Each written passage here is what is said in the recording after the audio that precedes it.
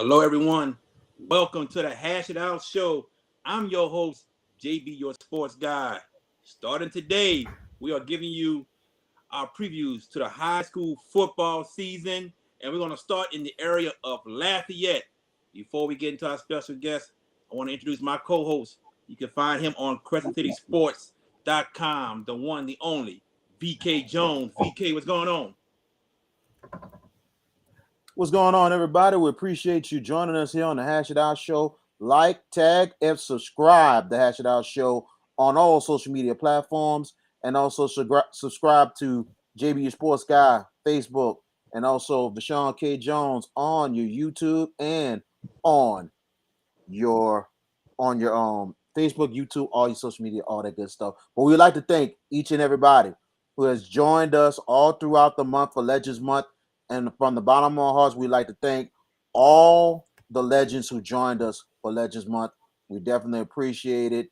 And now we're about to get into these prep football previews. We're going to have each and every day getting to the football season. And also, final thing, thank you for everybody for listening Friday night. Last Friday night, we meant to say we was on WBOK 1230. So we thank y'all so much for joining us then. We got lots and bigger and better things coming up on the Hash It Out Show. Most definitely. Let's get into it. This guy, well, he's pretty much known because I got somebody on here already saying, "What's up, Mike?" The one and only Doug Miller saying, "What's up, Mike?" But this guy here, oh man, good friend of ours. He's with the Advocate Acadiana and SB Live. The one, the only, Mr. Clean, Mike Coppage. What's going on, Mike? Hey guys, good to be with you. Man, we're glad to have you, man. So glad to have Appreciate you. Thank it. you for joining us. Let's get right into it, Mike. Let's get into one of the toughest districts in the state in the area of Lafayette, Louisiana. That is District 4, 4A. Lafayette Christian, Turlings, Westgate, defending state champ St. Thomas More. You got North Side, and you have North Vermilion. All 6 teams made the playoffs. 2 went to the state championship, 4 to the semifinals, 5 to the quarterfinals, and all 6, of course, in the playoffs, with Northside losing the first round. What is it about this district that makes it so tough? Well, when the LSHAA reclassified the last group of districts, they could have drawn them up in a variety of ways because there are 3 Class 4A districts in the Lafayette area.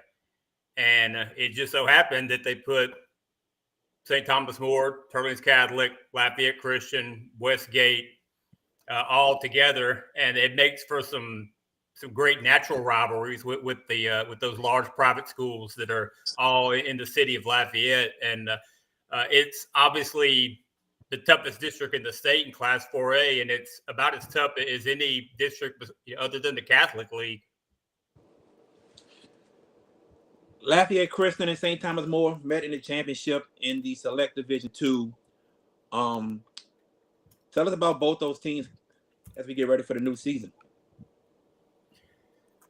Lafayette Christian, may be the favorite to win the district on paper. St. Thomas More defeated them in a miraculous comeback in the Superdome to win it all.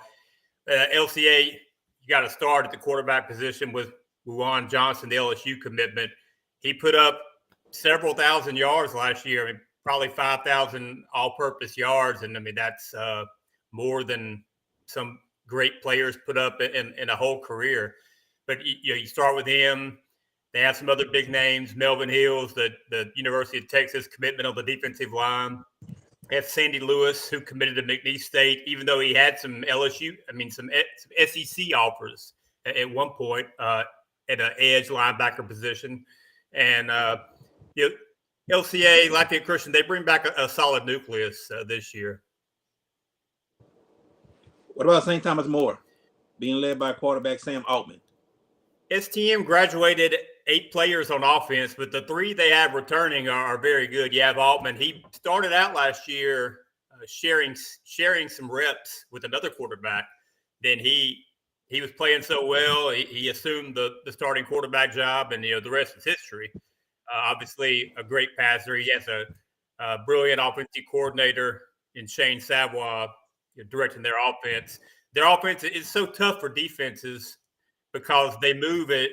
I think they move at a quicker pace than any offense in the state. They're faster than anyone I've seen. They could throw the ball 30 yards downfield, and they're right up there to the line, ready to snap it again in a hurry. But they also bring back a 1,000-yard rusher, Hutch Swilly. He's a naval commitment. And then they bring back an offensive lineman, Ashton Hilaire. He's a big beefy guy, around 315, 330 pounds. One interesting thing about St. Thomas More's offensive line, he's the only returner. He's the only returning starter, but they're going to be a lot bigger on their offensive line. Last year, they had 3 players. One was around 180, one was around 200, and one was around 210. That's pretty small by Class 4A standards, but hey, they got the job done. Westgate made it to the semifinals in Division I non-select. Not the finals, excuse me, semifinals, losing to Destrehan 21-6. They were a young team, but they bring back a lot, and a lot of people are saying they are the favorite to get to the Superdome. What's your opinion about Westgate this year? Well, I guess the scary thing for opponents of Westgate is that they're very young this year. I believe they have in the neighborhood of maybe 10 seniors. They're very junior laden, but they also have, from what I understand, players just coming up through the middle school and some freshmen and sophomores that are going to be big time prospects as well. You start at the quarterback position, and Jabari Antoine, he's the number 1 player in the state according to at least one recruiting site. So he played some quarterback last year. He split some snaps at quarterback this year. I assume he's going to take most of the snaps at quarterback, but they have a sophomore named Peyton Landry who, if he could, I expect their offensive coordinator, Derek Landry, will give Peyton Landry some reps. And if he does well enough, then that would probably help keep Antoine more fresh in the secondary. And, that's going to be crucial when you're playing teams like St. Thomas More, Lafayette Christian, and Turley's Catholic that can air it out and stretch defenses with their vertical passing game. You speak of Turley's Catholic. What about Turley's Catholic? Because they were in the runnings too, getting to the semifinals, losing to Lafayette Christian in Division II select. Yeah, but you had 3 of the 4 semifinal teams in Division II select were from that district. And Turlings, they lost a lot of seniors, but they bring back some talent as well. And my dogs are barking. Excuse them. It's all good. Preston Welch, the quarterback, he, Juwan Johnson, and Sam Altman were the 3 leading passers in the Lafayette metro area last year. And the metro area it's pretty big. It extends a good ways outside of the city of Lafayette. They graduated the area's top receiver in Kentrell Prejean. Mm-hmm. He signed with South Dakota State. And they graduated a lot of seniors, but they do have some talent coming back, especially at tight end. They have a sophomore. His name's Travis Gallion. He's around 6'2", 210. He's a big-time basketball prospect. And I expect he's going to have a breakout year at tight end. I mean, this guy could play. He could play linebacker. He could play defensive end. They also bring back Bradford Kane, who was their 2nd leading receiver last year. And the defense brings back about 3 starters. So they do have an offensive lineman, Gresham Perry, who picked up an offer from the UL Raging Cajuns recently. Then I saw today he has a little brother. I believe his name's Drake. I guess it's his little brother. His name's Drake Perry. And the kid posted a video of him squatting 435 as a 15-year-old. So wow, it looks like Turley's Catholic is busy in the weight room getting prepared for this rugged district. Before I pass it on to VK, who is your pick to win District 4A? That it really puts me on the spot because any one of those 4 teams could win it. St. Thomas More, I'll go with them, but since they won state last year, somebody has to dethrone them. but any of these teams can beat any of the other team. Any of these top four can beat any of the other top four on a given night. And last year, most of the games were shootouts. So it's going to be a thing where one team ends up outlasting the other. And of course, injuries are going to play a role. Westgate last year, they were without their stud defensive back Derek Williams for some of their district games, and so that was a big loss for them. And it's worth mentioning that Westgate had the top defensive back in the state last year, and then they have Antoine is a junior, so he's not a senior, but they have the number one defensive back again. I mean, and he's in the running for maybe top cornerback in the nation. And Westgate, they really turned a corner when Tyron Walker, who's an NFL veteran, and he's a Westgate alum, when he took over as defensive coordinator a few years, they just skyrocketed. VK, let me answer Duck's question right quick. Duck asks, which one of those teams have to go to Westgate? St. Thomas More and Lafayette Christian have to go to Westgate this year, Duck. Go ahead, VK. Mike, man, it's good to have you on the show and everything. To ask you a little bit about I know you got the pick to win the district, but at the same time, here's my question. Westgate host both STM and Lafayette Christian in week 8 and 9. Could that be a huge factor in the district with both of those games coming up? Yes, I mean, it certainly having those teams come to New Iberia gives Westgate an advantage. And if you look at it on paper, Lafayette Christian it would be the favorite because they return more than any of the other teams. But it's really a toss up, and I expect we're going to see these same teams deep into very, very deep in the playoffs again. Okay, talk a little bit about the other teams in district, North Vermilion and North Side, and they've been really getting themselves built in. Very tough teams. Do you think they could be a factor in the district, and maybe if they don't win it, they could maybe spoil some seasons? What are your thoughts on those two teams? I have a lot of love for North Vermilion and North Side, but I don't see either one of those teams getting a win against the top four that we've already discussed. And North Vermilion, got to give them a lot of credit last year. I believe, were 4-6 in the regular season, and that district really prepared them for the playoffs. They went into Division 2 non-select, number 26 seed, and knocked off Franklin Parish, knocked off Carroll, ended up losing to an undefeated West Feliciana team in the quarterfinals. It was one of those things where I think all of us probably expected that when the teams from 1A to 5A got grouped into 4 divisions, that we felt like North Vermilion is 4A. They're playing a 3A Church Point team. Church Point's the way higher seed, but the larger classification, it can make a difference. But very much.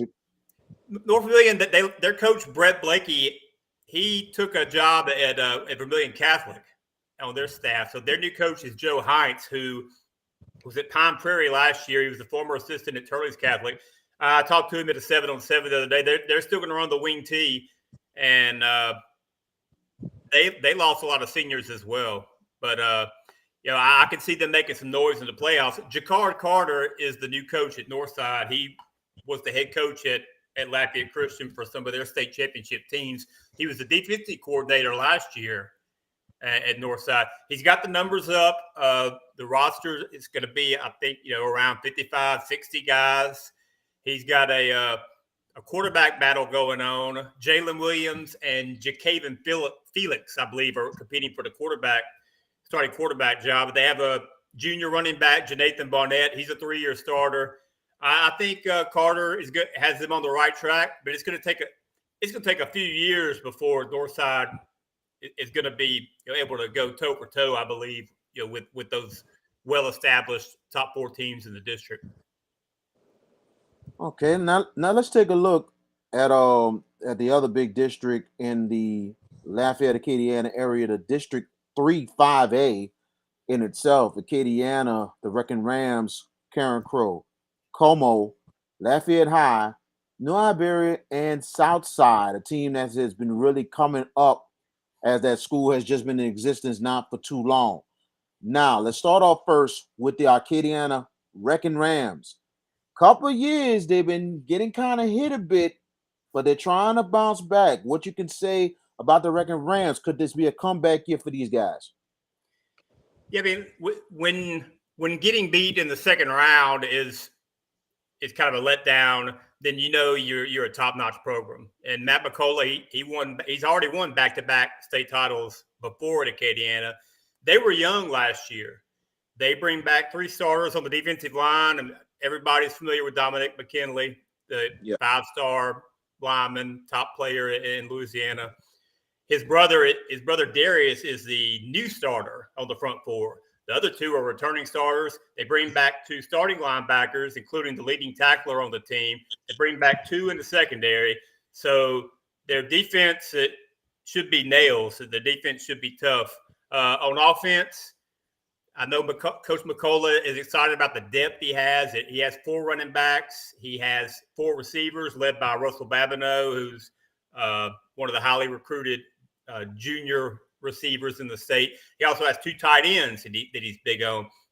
And their quarterback, Colin DeBetta, if I'm pronouncing it right, he averaged 20 yards of completion last year and almost threw for in the neighborhood of 1,000 yards. So Acadiana has shown, even though they run the split back veer offense, they've shown that they can burn you deep if you put too many people in the box and don't respect their passing game.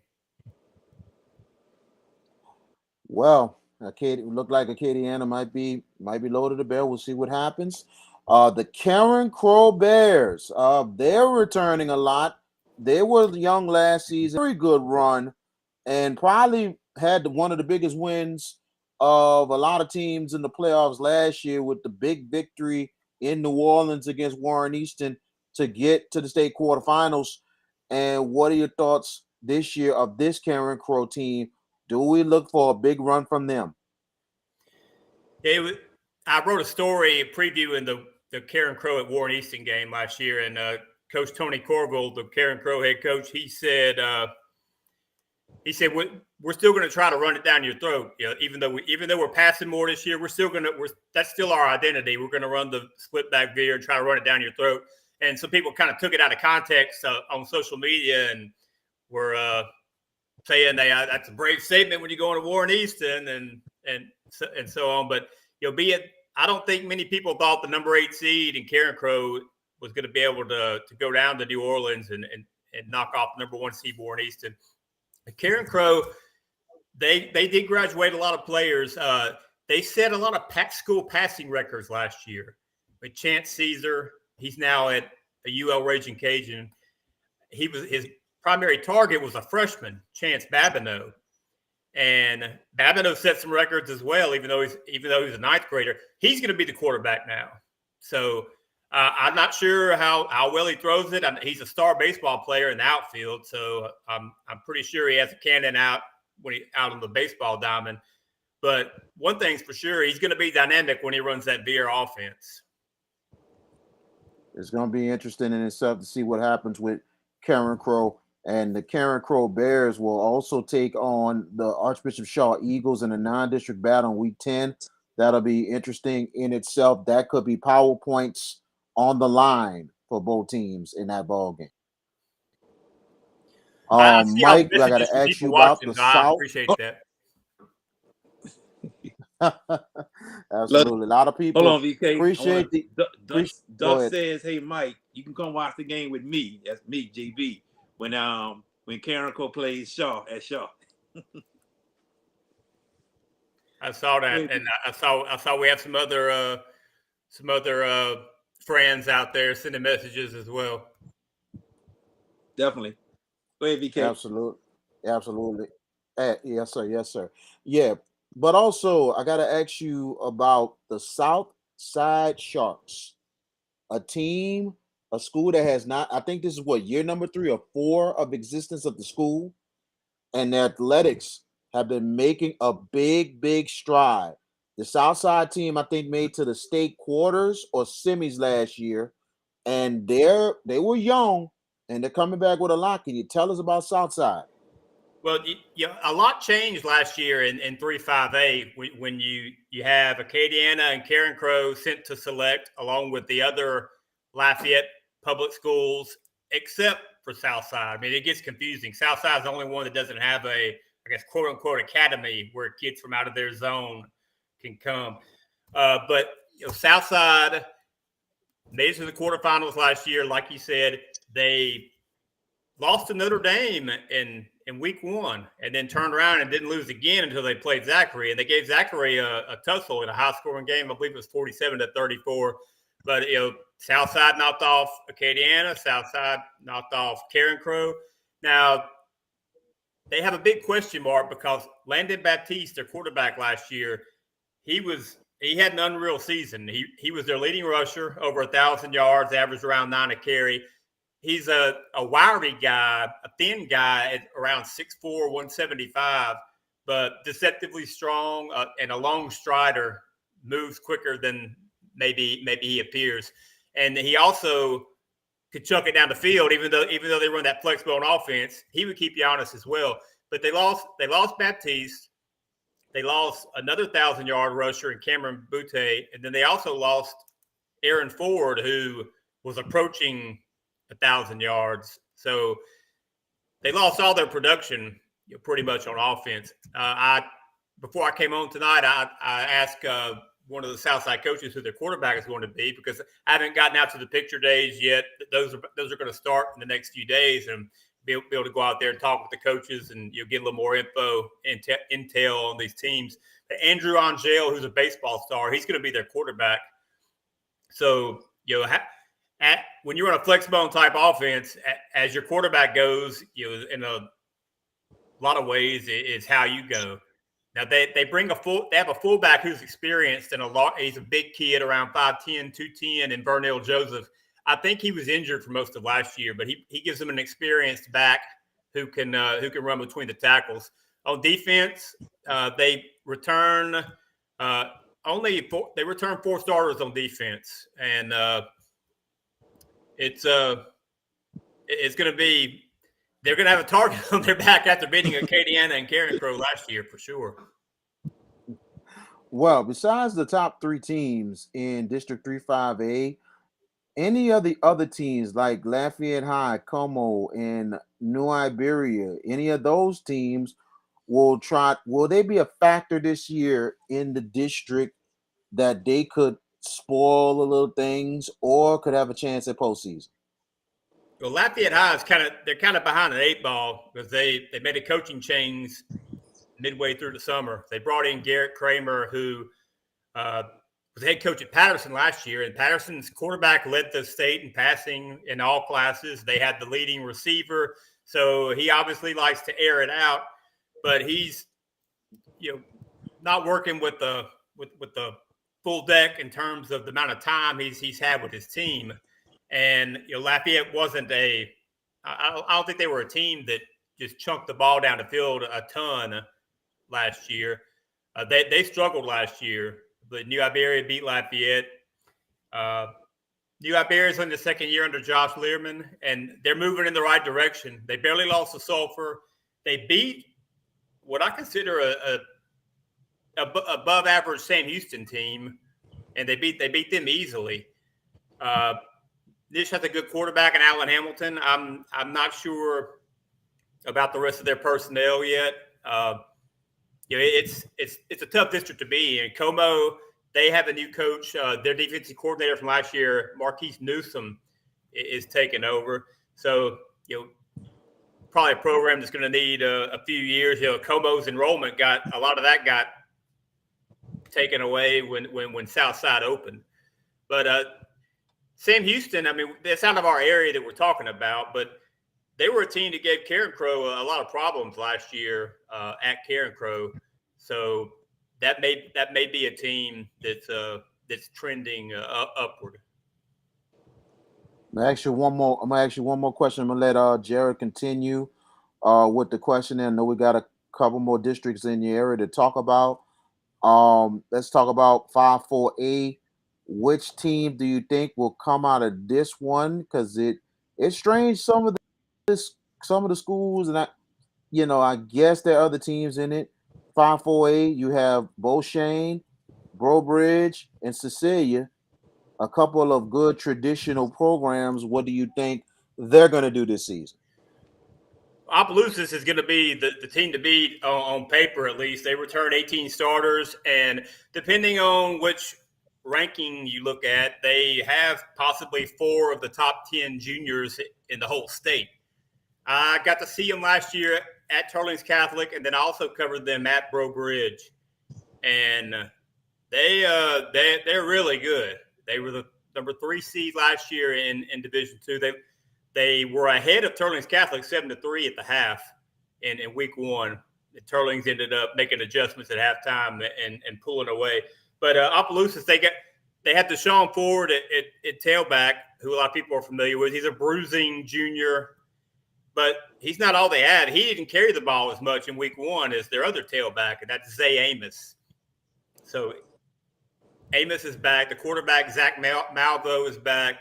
They have a 4-star linebacker or edge, Corey Amos. He's back. Jackson Hammond, I believe is his name, is another top-ranked defensive back. So Opelousas won the district last year.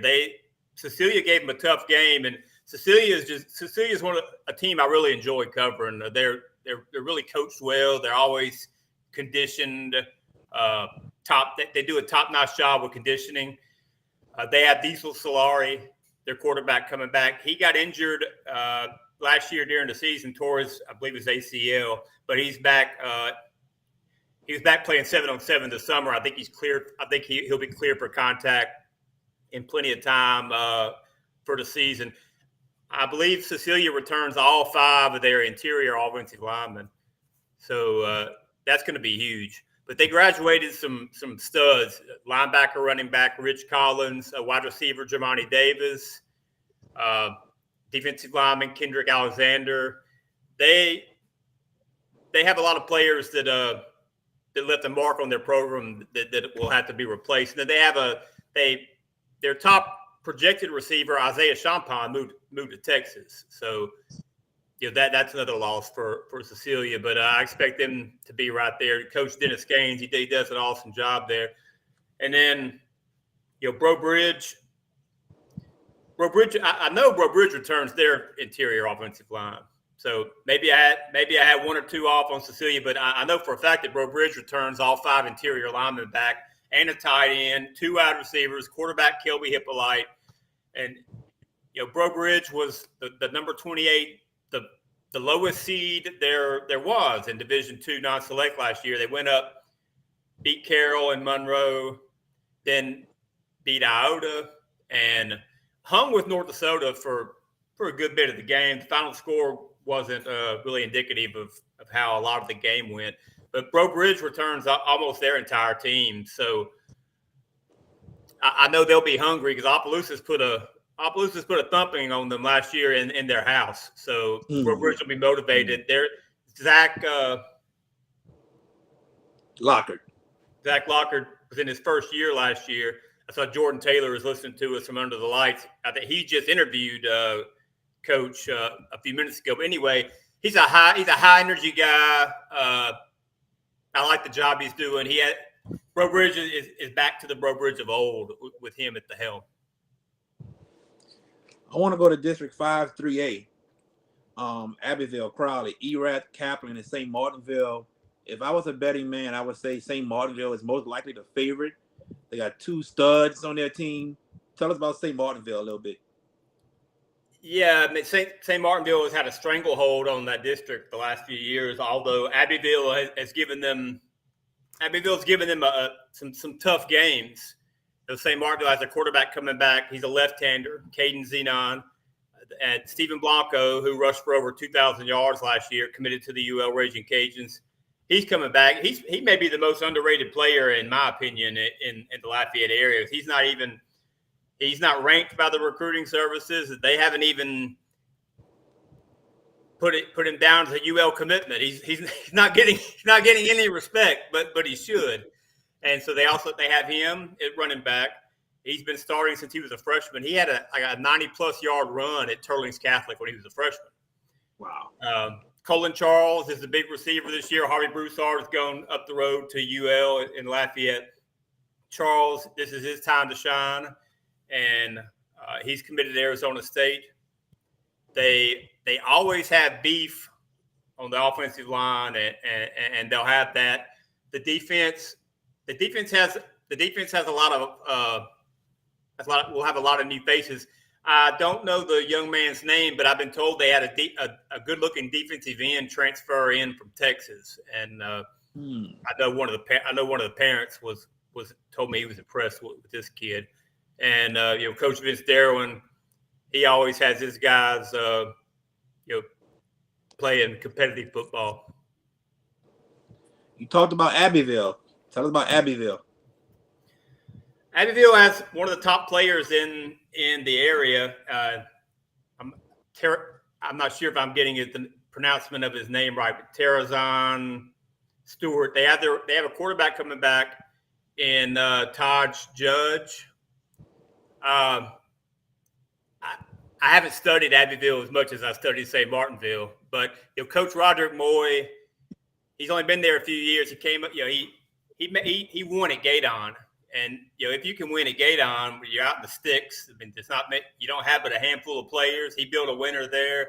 He's built a winner at Abbeville. And his defensive coordinator is Stephen, nicknamed Tank Loteef. And he was the guy who took Kaplan deep into playoffs all those years. I mean, back when Loteef was running things at Kaplan, his team always gave St. Martinville trouble, even though they were undersized and outmanned. They would run that wing T offense, and you can even if you're at a size and speed disadvantage, when you can run that type of offense effectively, it can offset some of the athleticism of a defense. Does Crowley, Erath, and Kaplan make a push toward the district championship? I like what Erath has. They had their quarterback, Lincoln Romero. He owns 15 school records in the passing department, and he has a year to pad those totals. He's a big, strong guy. He has the leading receiver in school history in Christian Pilet to throw to. So those two are a dynamic connection. Erath is they're always competitive with St. Martinville and Abbeville, but no one's been able to catch up with St. Martinville the last few years. Crowley, I covered Crowley at Cecilia last year, and they did have a good quarterback, Omar Butler, and I'd be lying if I said I know sitting here whether he was a senior or not. But anyway, they played hard at Cecilia, but it's hard for me to picture Kaplan or those teams knocking off St. Martinville this year. Kaplan, Corey Brody has been there a couple of years, and unfortunately, they lost one of the area's top rushers, and I don't know much about Kaplan yet until I get out there and talk to him. Wait, VK. Well, like we mentioned, all the Acadiana districts and everything else. We mentioned also a couple other teams in your area. The Notre Dame Pioneers. What's going on with them? Also, Catholic New Iberia, Ascension Episcopal, Delcom, and also we can't forget about the one team that has been trying to build and they're trying to get back into it, and that's Eunice. What's going on with those guys? Well, I looked up the running back for Kaplan, and Caden Campese is his name, and he was a senior last year. He carried the ball 293 times. Gosh. And Goodness. Stephen Blanco carried it 173 times, but Campese almost had 2,000 yards. But I have to admit, I studied those larger districts more than I did the other districts. Notre Dame. Very much agreed. Go ahead. Notre Dame has Louis Cook on the sidelines, so he's going to plug in. He's going to plug in good players. They lost almost everything on offense. 2 good receivers in Grady Falk and Teddy Bernard. They lost both their tailbacks. They lost their quarterback. They lost most of their defense. They have 2 returning starters on defense. One of them is Jackson Casanova, who's a junior. I believe he comes from a family that has excelled in football. I believe he has a relative that played at LSU. But Notre Dame, they're going to be Notre Dame. They always have a ton. Even though they're a Class 2A school, they always have big numbers. They have a big roster. So they're going to. They made the semifinals last year, and I don't think anybody would be surprised if they if they made it again this year. All right.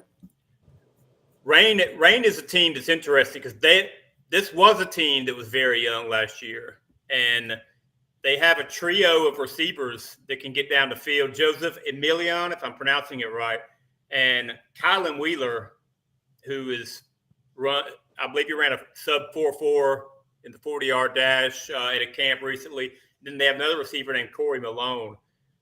So Rain may be in a position to make some noise. I know Eunice was rebuilding last year, and it was kind of a shocker when Catholic New Iberia beat Eunice. Catholic New Iberia, that's an interesting team to watch, along with Ascension Episcopal, because Catholic New Iberia has hired Matt Desermo as their head coach. Scott Watney went to Holy Cross.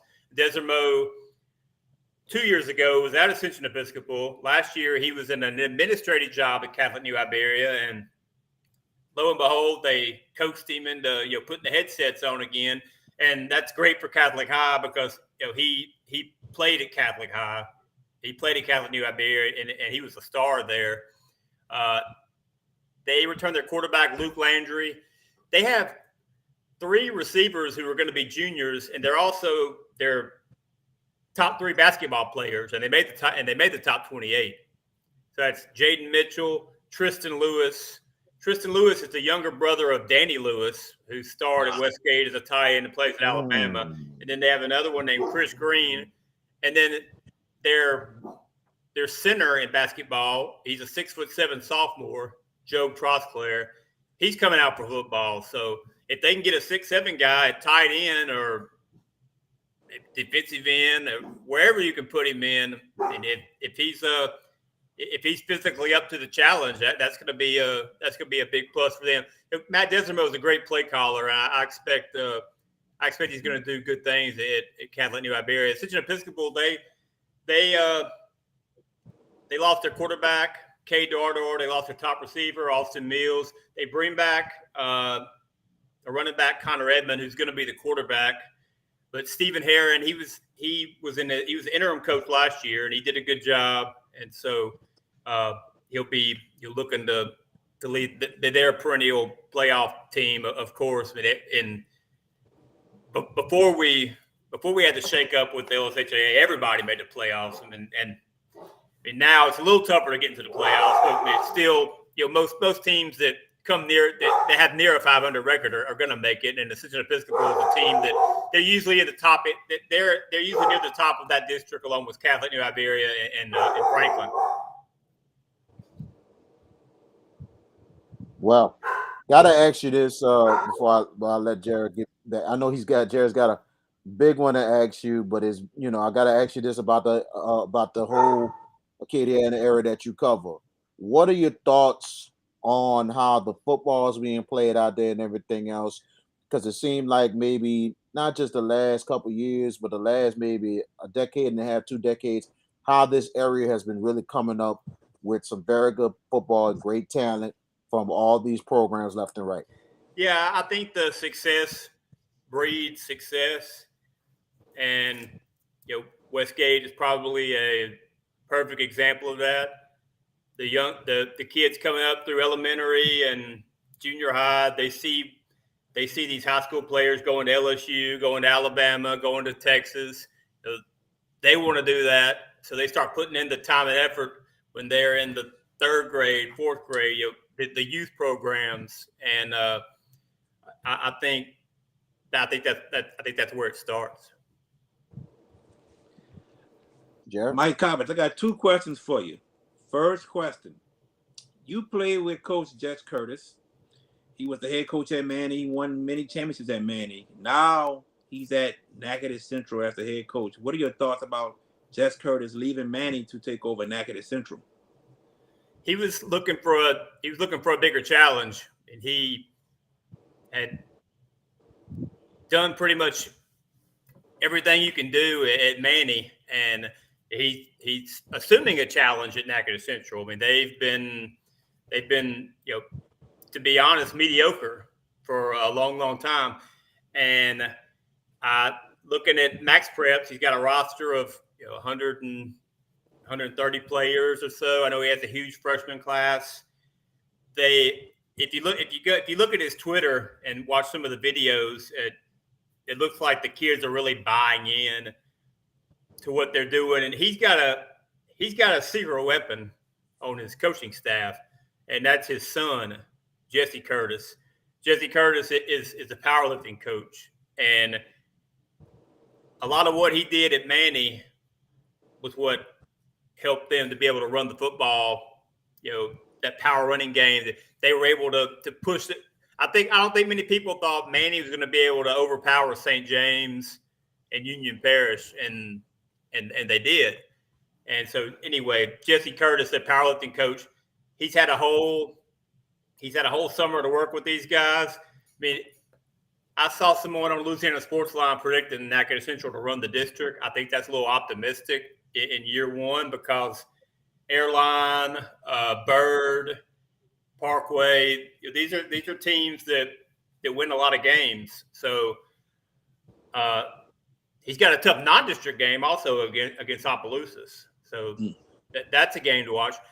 I think within 3 or 4 years they'll be a quarterfinals, semifinals team in Division I. Okay. I think it'll take a few years. Gotcha. I'll get you out of here with this last question.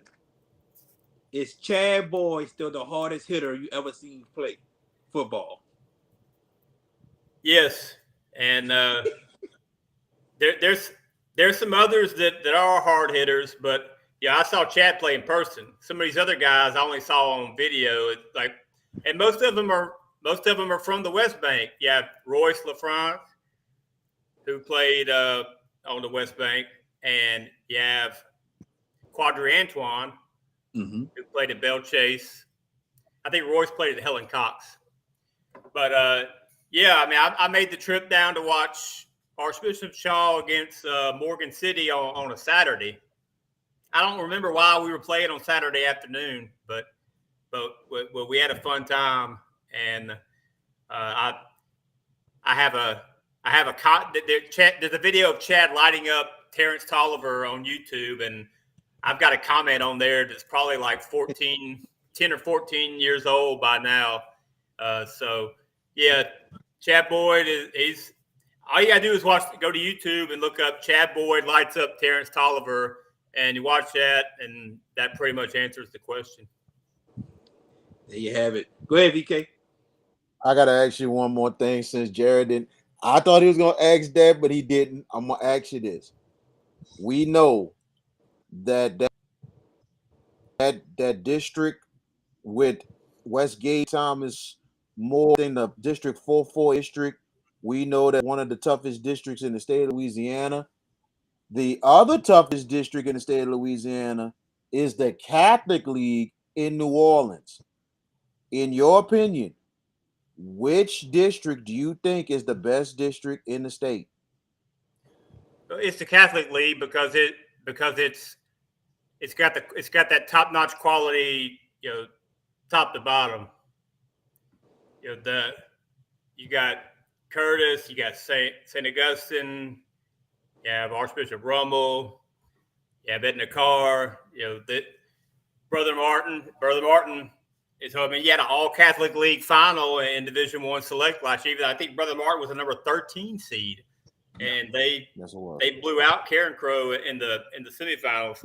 So I would say it's the Catholic League, and so it's going to be interesting to see what Holy Cross does under Scott Watney. I know they have a lot of speed.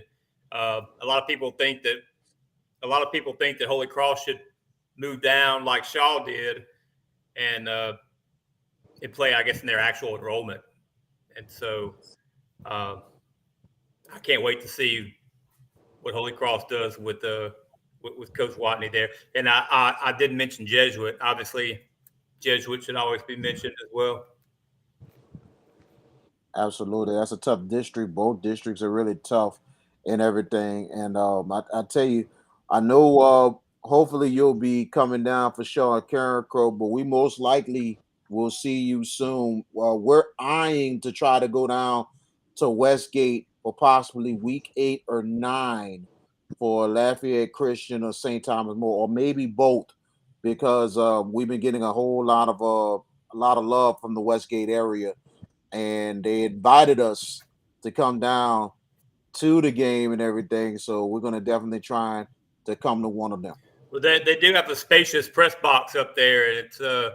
It's got plenty of air conditioning, and that's well, I mean, I guess you won't really need the air conditioning that late in the season, but when it's early in the season, it can be crucial. But yeah, they at Westgate and New Iberia Senior High, they both have relatively new stadiums that have a lot of room for the press. So I'm sure you guys will have a great time. Most definitely. Mike Coppage, my good friend, we thank you for joining us, man. We truly appreciate it. Okay, thanks, guys. Yes, sir. Yes, sir. Thank you. Our good friend, Mike Coppage of the Advocate Acadiana and SB Live, giving us the rundown of all the Acadiana teams, and it was very, very insightful to every team that he had info about. It was very, very insightful. I want to talk about District 4A, and we know it's a 14 race. Who do you think wins that district? Mike said STM. Mike said STM. To be honest with you, it's going to be a very tight race, but I'm going to give the district to Westgate. I think Westgate is going to do it because the fact of the matter is they got the 2 big dogs at home. I know both those games is not going to be for Ryan Antoine's team, but I think their tough schedule will prepare them more than anything else. Their toughest games outside of those 2 home games, they got to go to Turner's Catholic, which is not going to be easy. So if they get that done, they know they handle their business. They got those 2 big home games, probably the 2 biggest home games they had in recent memory over at Westgate. So that's going to be unbelievable. And for Westgate, the thing is, it's not a guarantee for them to win it, but they're going to have to step their game another notch if they're going to be a contender and a chance to win the state. I think both games are going to be great and close, but I really give Westgate the edge, and I think they win the district. We know Westgate had a couple injuries during the season last year. If they can stay healthy, I'm going to Westgate also. I think Westgate just have so many athletes on that field. It's just ridiculous. But I think LCA is going to be on a mission also. I think both those teams on a mission. Think about it. LCA up by 10 in the last 2 minutes, and they lost the game to STMA championship. Westgate gets to the semifinals against Destrehan. Offense couldn't get rolling. I think they're both on a mission. They're on a collision course for that district, but I'm going to stick with Westgate. I think Westgate gets the job done. They'll become your district champions, and don't be surprised to see LCA and Westgate in the dome. You're going to see a Lafayette team in the dome, and if you don't, I'll be surprised. And both will probably be in the dome. I wouldn't be surprised all 3 of them might make the dome because, Westgate's a Division I non-select, and then LCA and STM is in the same division, in the same slot. Yeah. So for that, they could rematch again. It depends on what happens. Archbishop Shaw has a good shot.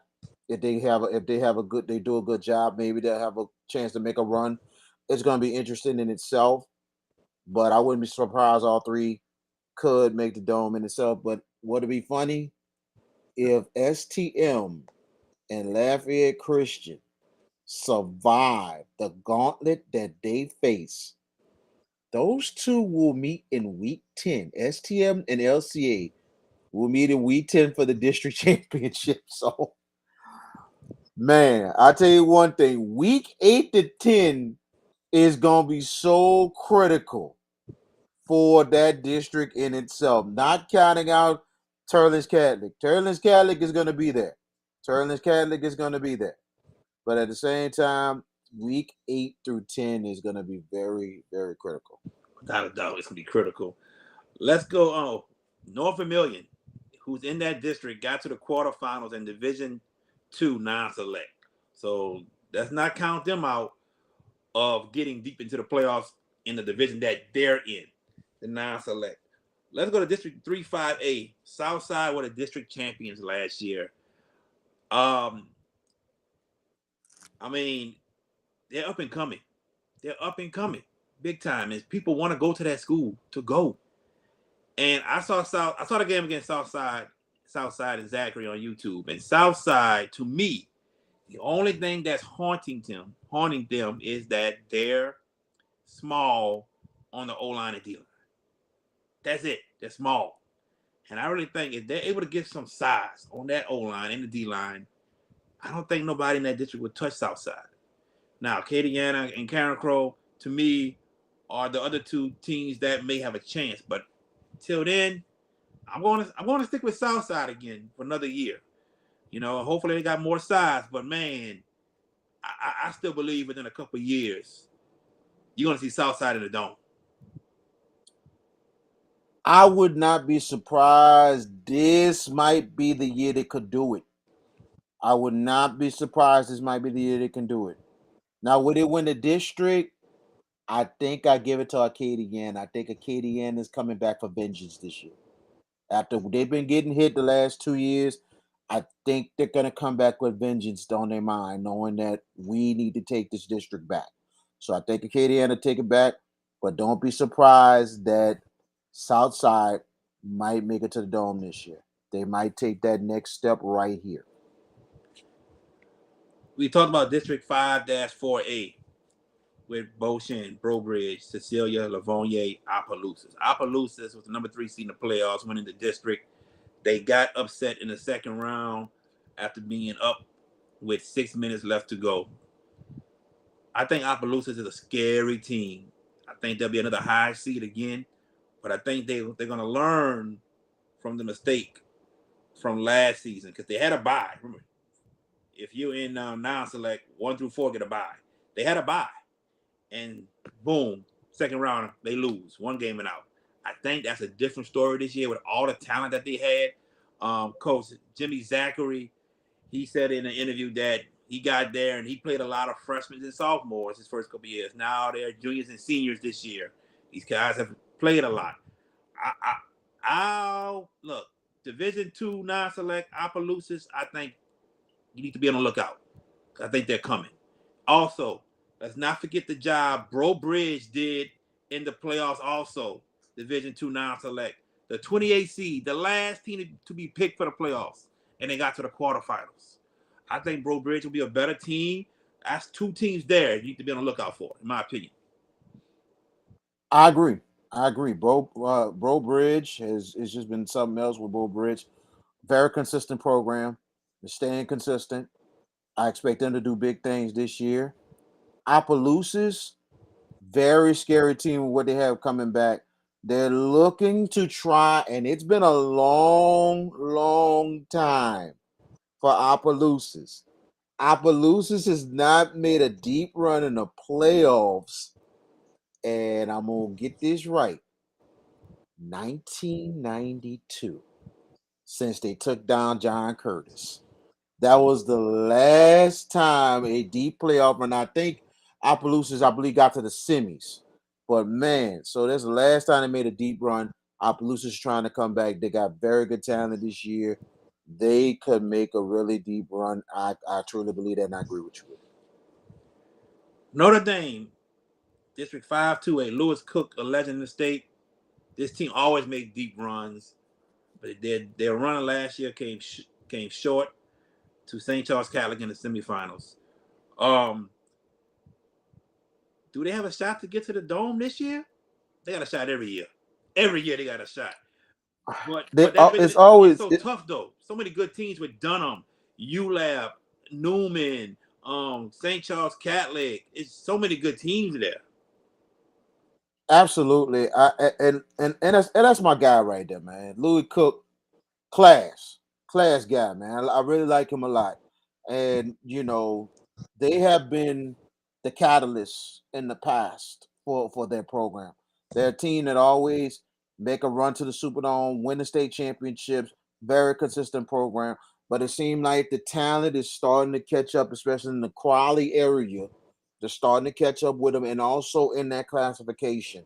It has gotten tougher and tougher every year that these teams has built up.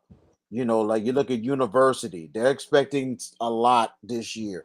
You look at St. Charles Catholic, looking to go for a three-peat. Then you look at all these other teams. Dunham is now in the fold. They're the next contestants up for bids after what happened last year in the Dome with a young team. So I tell you, I think the running game, if it continues to be powerful as it is, Notre Dame's going to be there. Will they crack the code finally to get to the Dome? They have a possible chance, but we'll see. But I think Notre Dame will be there. Well, that's our take on the Lafayette area. We'll be back tomorrow with Lamar Gafford. We're going to talk about Central Louisiana, that whole Alexandria area. Talk about those teams in that area. So tomorrow, 8 o'clock, we are back. Now, before we go, a couple of things we're going to talk about quickly. Let's start off with Saquon Barkley. Saquon Barkley signed a one-year deal worth $11 million. He's getting 10.1 guaranteed. You can get 900,000 more in incentives. Now, VK, the Giants won this one, man. The Giants won this because his franchise tag would have been $10 million. He's fighting for a long-term contract, and he settles for the $11 million. $11 million. He settles for. To me, the Giants won. He lost. What were you fighting for? What were you fighting for? Sitting there saying that the running backs get used, and after 4 or 5 years, they can just throw us away. That is the truth. But you're fighting for more money because you know you're the best player on the team. And y'all have this meeting, but you got to stand up for yourself still. I think you settle for a one-year deal for no reason when you sort of fought for that long-term contract and now you get hurt on this one-year deal. What can you fight for next year? I think he made a huge mistake in signing this deal. Huge mistake. That is my opinion. I'm sticking to it. He should have fought. Because I'm looking at McCaffrey get paid $16 million a year, and then Kamara next with $15 million. Saquon Barkley deserves that type of contract. He deserves it. He's the best player on the New York Giants team. There's no way in the world Saquon should have settled for $11 million, but get 10.1 guaranteed with 900,000 in incentives. But he got to make the incentives. What are your thoughts on Saquon Barkley? I think the Giants, like, I look at both sides of the fence. I don't think he should have took the deal, but I can see what Saquon was doing. It's the fact that he does not want to hold his team hostage. For one. For two, they're holding him hostage, yes, he has not paying him. That's true, but let me finish. I get it, but at the same time, for him being a team player, knowing what he's done, and I know deep down he had enough. They feel like, the Giants feel like they have a leverage and everything else. But for Saquon. He just knows one thing for sure. If he goes to another team and other franchises look at him and seeing how much character he has for him to do what he did and being a team player, I'm like this. Somebody is going to pay him. Somebody is going to pay him because it is risk to go out there. I wish he would have got at least a $17 million deal for this year, just for this year, general. But I can understand what he did. I think to me, the Giants should pay him. But I'm going to say this overall about this whole subject. This is a freaking crying shame what the NFL is doing to this position. I just had a feeling something was going to happen with more of this passing era stuff, the spread, and all this other stuff. I'm not saying it's crap. I love it. But why are you leaving out a running back and you knowing the running game is still a factor? It's still a factor regardless. You look at these Super Bowl teams that won it. The running game was a factor. Maybe Kansas City is a rare exception. But other teams, the running game is always a factor regardless because you're taking clock. You're taking all the time off the clock, putting pressure on defenses and everything else. Running backs are still in existence, regardless of the fact. But I can't believe the value is gone now. To me, that is on the NFL itself. That is on Roger Goodell. That is on these damn owners. That is freaking ridiculous. Like Ryan Clark said on ESPN, they need to find a solution to this. Because this is not getting bad. This is getting worse. This is getting worse by the day. I don't like what I kind of don't like what Saquon did, but I understand because of the fact of the matter is that's a character move. And I'm telling you, if the Giants do not get a deal, he's out of there. This is his last year. He's not standing for it. He's going to go to another team that will pay him what he's worth. So I'm not going to totally condemn him. I don't like it, but I'm not going to condemn him. But I understand why he did it. It's not good for him as looking at it numbers wise, but as a man, a character, I think that's good for him because that'll show other franchises and coaches that he's coachable, that he can be worked with and all that stuff. Because I know one thing, if the Giants don't reach a deal this season, not knowing time for next year, I'm talking about this season going. Because to me, Saquon needs to be signed one or two moments they need to be signed before the season starts or halfway through this season. He needs to get a deal. If he doesn't, that's a wrap. Saquon Barkley will be at another team next season. I guarantee you there will be no more talks on his contract this season. And when the season ends, they'll franchise tag his ass again. I guarantee you they will. Oh, yes. Now let me ask you this. If they franchise tag him, can he still, well, if you franchise tag, you can't go anywhere. You go nowhere. Unless you can do it up to 2 years. 2 years straight. They're going to do it again. Let me say this.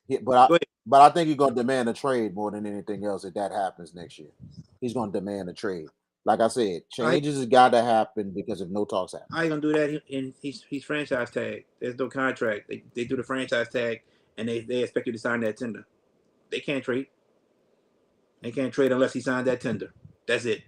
And he ain't going to sign it. He'll stand on his beliefs more next season. I guarantee you. They franchise tag him again. But I'll say this. Running backs do need to be paid. I agree. But running backs have the shortest lifespan in the NFL. Why is that? Because they take the most beatings. Running backs take the most beatings. And that's why most NFL teams have a 2 running back system. It's just not 1 running back. Years ago, Emmitt Smith was in there every play. It's not like that no more. the 2 running back system. And after 4 or 5 years, yes, they do think you're replaceable and we can get somebody else. And it's just the way the game is now. Saquon Barkley is not that person. Saquon Barkley got years left to play. Derrick Henry is 29, big, strong. He ain't going nowhere for a long time. But Saquon Barkley should get paid, but he should have stood on his beliefs and not signed that 1-year deal for today. Saquon Barkley's got some wheels left, but Derrick Henry, I don't know. The wheels I'm gonna tell you this, he getting older, and don't be surprised. The wheels gonna start slowing up for Henry, because that's the only bad thing. When you have somebody like that continuing to give him yards, nothing wrong with giving him carries, but the thing is, and I blame it on the Tennessee Titans, if they had another back with him, They do. just to take something off. They do? Yeah, Tajay Spears. Okay. I'm just saying. Tajay Spears. That's what I'm saying. Now, that's what Tennessee needs to do. Because like I said, the wheels are going to start falling from Derrick Henry. Because I'm telling you, he's starting to get worn down a bit.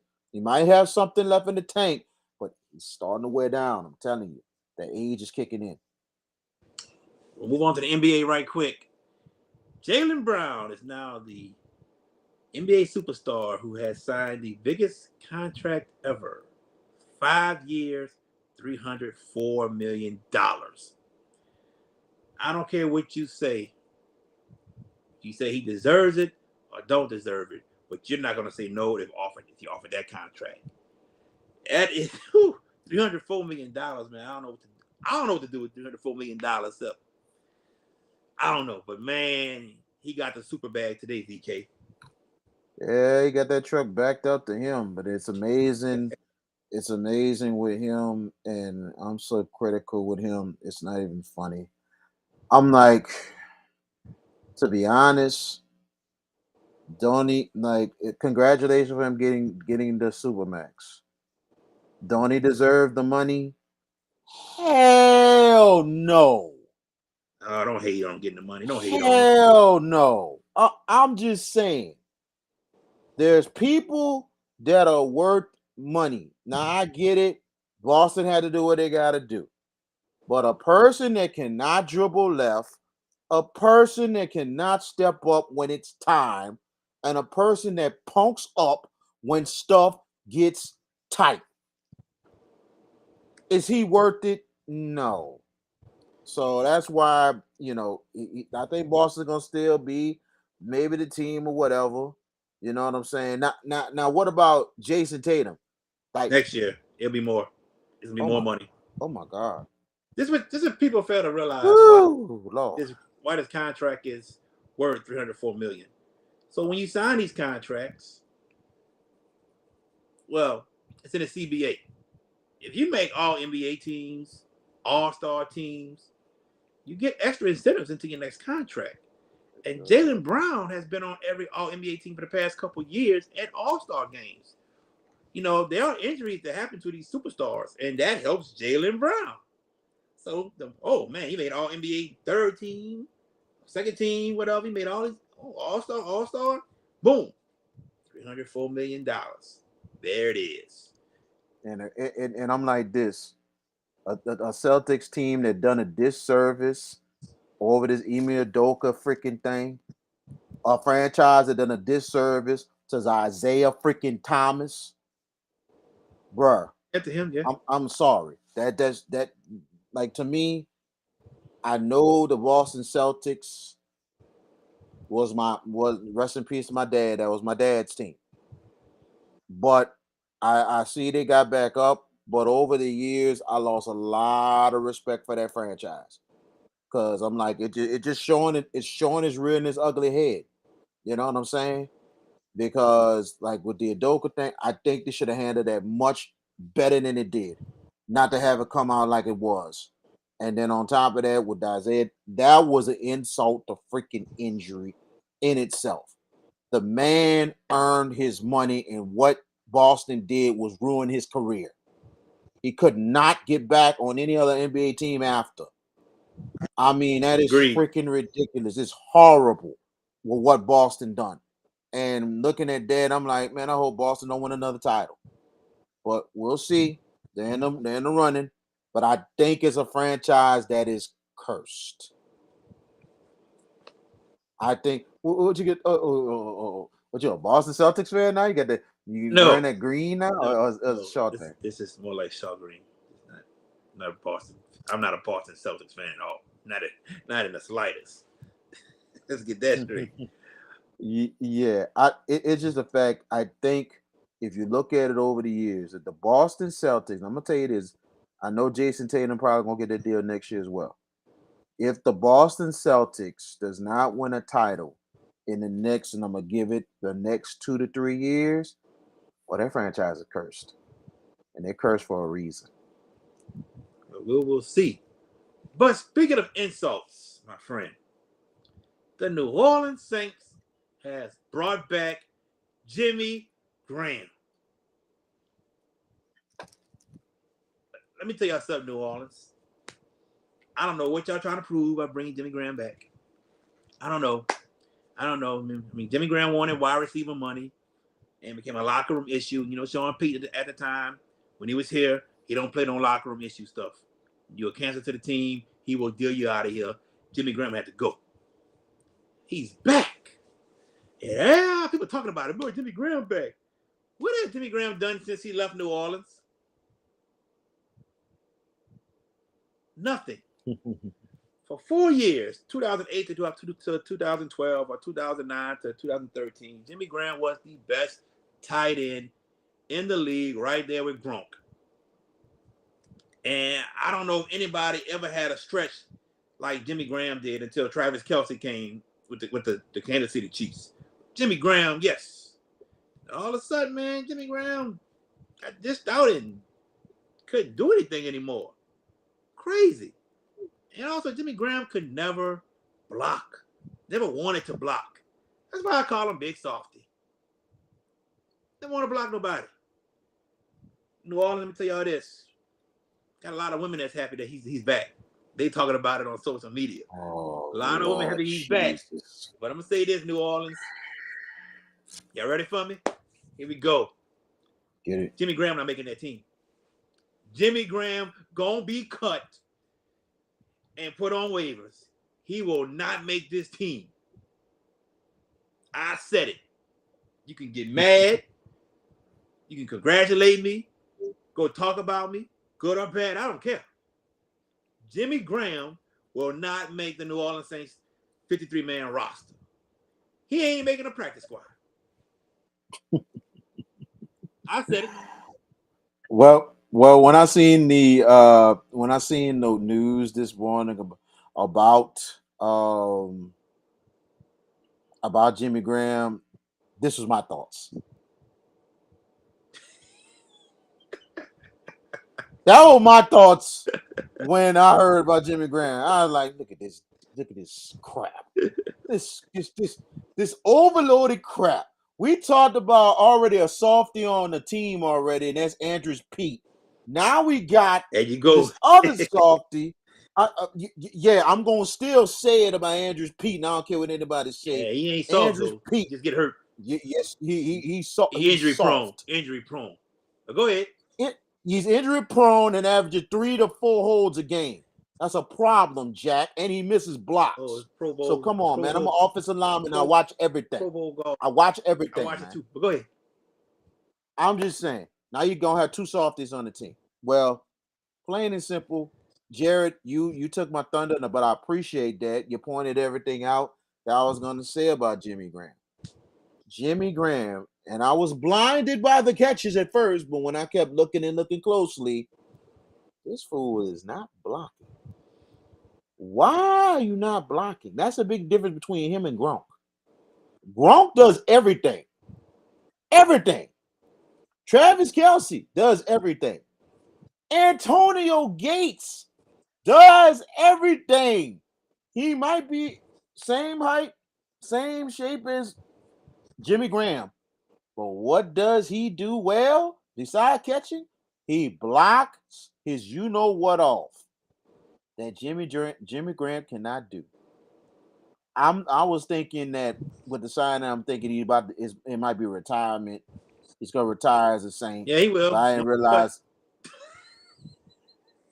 No, I was thinking he was. I thought it was just one of those 1 day oh, okay, I contracts got you. or whatever that he was not going to practice, or he might be just being on there being like a player coach Yeah. or something like that.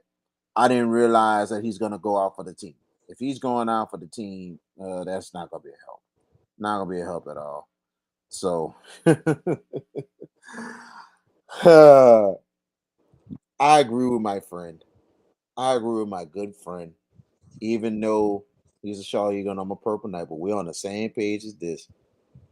Jimmy Graham's not gonna make it. He ain't gonna make it. He's not making his team. He's not gonna make He's it, not making man. his He's team. not gonna make it. So all you wishful thinking and everything else, ladies, it's whatever about Jimmy Graham, freaking beefcake or whatever. Look. I'm not a hater. I'm a money motivator, and I don't like to see crap like that. Not on my watch. So guess what? Jimmy Graham is nothing to me. If Jimmy Graham was great, I'd be like, welcome back, dude. I don't know if you're gonna make the team, but welcome back. Man, get out of here, dog. Just hit the bricks. But Hit the bricks. I'd rather Deuce McAllister come back, 1 day contract and retire than this crap. I'll tell y'all this. The better signing that the Saints had is signing Trey Turner at guard. That's better than Yes. Jimmy Graham. Yes. That's the better signing.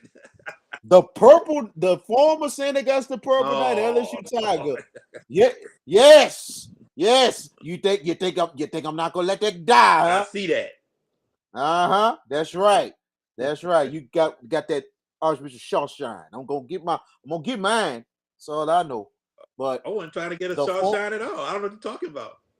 You just said. But look, all I know is facts. He's the former Saint Augusta Purple Knight. He played with Michael. He played with Leonard Fournette for a couple years. Mm-hmm. Pretty good player. I think it's a very, very good signing. Yes. For the Saints, they need some depth, and guess what? I think Trey is going to work hard so much that he'll make the team, and I wouldn't be surprised. He gonna start. Huh? He gonna start. Yeah. Right. There you go. Right guard. He started right guard. See, that's my boy right there. See, that's what I'm talking about. I like that. See, we on the same page, bro. I like that. There you go. Appreciate it. No doubt. Appreciate it. Give him Purple Knights props. I love it. But at the same time, man, I think I like the signing. That is much better than Jimmy Graham. And Jimmy Graham ain't gonna make no team. He could just go exit stage left. Jimmy Graham not get your check and go. Bye. He's not beating Foster Moreau and Jawan Johnson out. He's not beating them out. No way. Oh, but the thing about Foster Moreau is we gotta hope that he's healthy, because he went through all that treatment and all that stuff for what he's been going through. Mm-hmm. So we don't know if Foster Moreau is gonna be playing this year. Oh, he playing. That's the biggest thing. He gonna play. Is he cleared? Yeah, that's the biggest he's been out there practicing. Yeah. Okay. Yeah. Hopefully he can stay healthy, because he's dealing with a cancerous thing and stuff. It's a lot. Mm-hmm. So we hope he stays healthy. He beat that battle, and hopefully he stay healthy. Correct. Yeah. All right. Kind of reminds me of Roman Reigns, you know what I'm saying, when he went through that leukemia and stuff and everything. That's right. Yeah. All right, I'm gonna do it for you, DJ. You want to talk about the 49ers? I'm gonna do it for you. Oh, all right? My God. We're gonna continue our conversation right quick. The 49ers, all right. My boy DJ really think Trey Lance gonna be the starter this year. He really think Trey Lance gonna be the starter for the 49ers. And I got news for him. They gonna try to trade that dude. They gonna try to get rid of him. They gonna be set with Brock Purdy and Sam Darnold as a backup. Trey Lance is gonna be gone. All right. I was talking crazy earlier. I'm talking the truth. Look, man, Trey Lance really never impressed me in college. Okay, he came in NFL. They took him. I know Jimmy Garoppolo felt. Wait a minute. You wasn't impressed at him at North Dakota State, dude? No, he never. No, I was not impressed. They wasn't like, whoa, this dude here, like compared to who all was in his class? Who all was in his class with him? This would be his third year. So Tua, Trevor, can't think of anybody else. But no, Trey Lance never really popped at me, man. I think popped at me. We got Maurice Williams here. He said he only played 4 games. You right. He only played 4 games. You are correct. But guess what? Wait, let me go. I'm gonna let you go. Let me go. Go. DJ, go handle it, my boy. Let me go. All right. Yeah, okay. He played 4 games. Correct. Props to you. But guess what? Fast gotta let him get his due. He's not getting his due. He's not getting his due. All right. Brock Purdy came in and did his thing. And it was a shame Brock Purdy got hurt in the NFC Championship game. All your quarterbacks got hurt. It was a cursed year. All 3. Trey, Jimmy, Brock. But I'm telling you, that Trey Lance saga is done. They gonna get rid of him. Y'all sitting there holding hope. Trey Lance, not gonna happen. I promise you. You remember quarterback by the name of Aaron Brooks? And what he did when Jeff Blake got hurt? And what happened the next season? Jeff Blake didn't even get a chance to be the starter again. And you're supposed to when you get hurt. And Trey Lance supposed to get that shot next season. But guess what? I'm telling you, it's not going to happen. They're not going to maximize. Oh, they're going to maximize Brock Purdy. Oh, yes, indeed. They're going to maximize with Brock Purdy. He just can't. He's not a run out the pocket like Trey Lance. That's the only thing. But throwing that ball, accuracy, he better than Trey Lance. He better. I'm telling you, Trey not a Lamar or Jaden. He not them. Y'all gonna be fine. Y'all gonna be in the playoffs. Y'all win an NFC West again. I promise you. Yes, anybody in Kansas City in the Frisco office. You know why? Because Kyle Shanahan is that guy. He is that guy for a quarterback. Yes, that is correct. But in my honest opinion, the better guy gonna be Brock Purdy. Go ahead, VK. I'm done. Brock Purdy is probably gonna be the starter. I think you keep Lance as an insurance policy. You have to keep him as an insurance policy. They brought in Sam Darnold. No, bro. No, you keep Lance as an insurance policy. Sam Darnold is trash. That's why you keep Lance as an insurance policy. Sam Darnold, I wouldn't have signed him for two peanuts. That's real. He's trash. Talking about number 1 pick. That dude is nothing. You keep Trey Lance. I don't know how you it's an expensive insurance policy, but it don't matter if you want to stay winning. And then on top of that, if Brock Purdy gets hurt again, you put in Donald, guess what? Season over. That's a guarantee if you put Sam Darnold in as quarterback. He's not proven. Trey Lance has experience under the belt now. So you bring in that guy already in the system he's familiar with, and he can take care of business if Brock Purdy's hurt or Brock Purdy is slacking. That's the biggest thing. You know what I'm saying? That's why I'm saying that.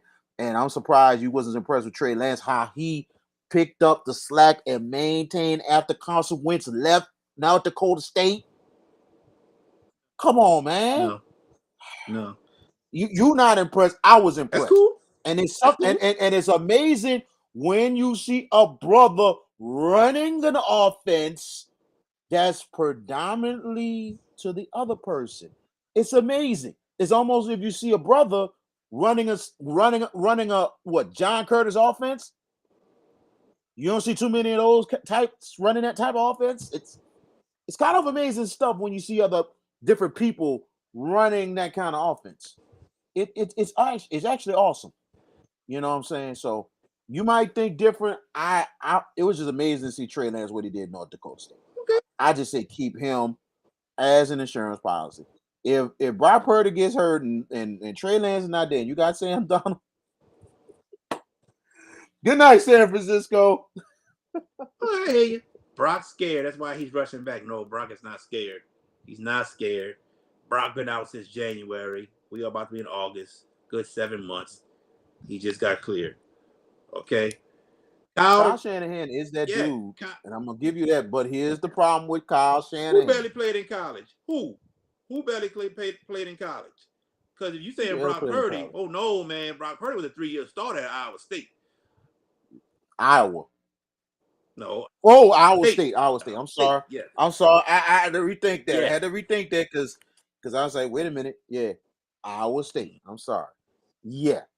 But you look at, he said Trey Lance barely played in college. Was it 1 year or 2? Trey Lance played 2 seasons after Carson Wentz. What's his name left? Carson Wentz been in the league almost 7-8 years. Had to be somebody after him. He was the starting quarterback for 2 years at North Dakota State after what's his name left out of there. After Carson Wentz left, he was the starter. Who? For 2 years. Trey Lance. No. Had to be somebody else. Carson Wentz been in the league 7-8 years. He was a starter for 1 year. He was a starter for 1. Let me check it out. If he ain't starter for 2, he was definitely a starter for 1. He led him to that title. Mm-hmm. So let me see. Trey Lance's career record in NFL is 4-4. Just want to let y'all know that. And the last game he played, he was only 2 of 3. He got hurt. And Jimmy got that win for him. Let's see. He said he sat out the Maurice Williams says he sat out the COVID year. Let's see. Okay, he redshirted 2018 year. Uh-huh. He was a starter 2019, and he led North Dakota State national championship. And the season was postponed because of COVID-19. That's when they played in the spring. That's when he played in the spring. So 2021. He played. Yep. That's it. That's it. That ain't much. It's a little bit, but these guys, Maurice, know what they're talking about right there. You know what he's talking about. Yeah. But he played though. You can't say he barely played. He did play. He played that 1 year and he got them the title. He did. So that, it ain't like fly by night or whatever. You know what I'm saying? He basically pulled a Cam Newton. That's what he basically did. You know what happened to Cam Newton? A great career he had. Well, I'm just letting them know. Get ready. Those who are hoping for Trey Lance, it's going to be Brock Purdy. I promise you. I promise you that. Now, with that being said, I want to thank everybody who tuned in. We are back tomorrow, 8:00 p.m.